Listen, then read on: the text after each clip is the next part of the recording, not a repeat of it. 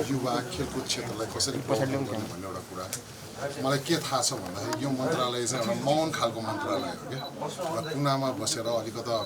कसैले त्यो नभएको तर अब यो मन्त्रालयले आवाज गर्छ हिप हिप हुरिए भनेर देशलाई अन्तर्राष्ट्रिय जगतमा पनि चिनाउँछ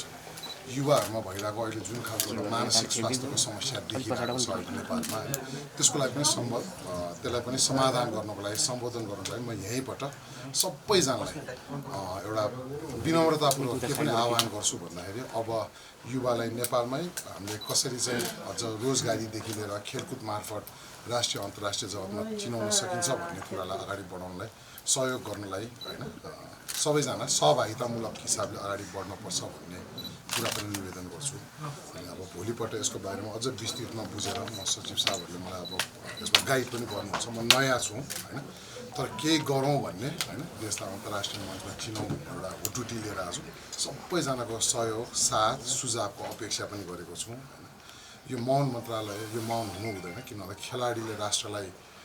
संसारमा चिनाउँछ मैले पहिला पनि प्रदेश सभामा हुँदा भनेको थिएँ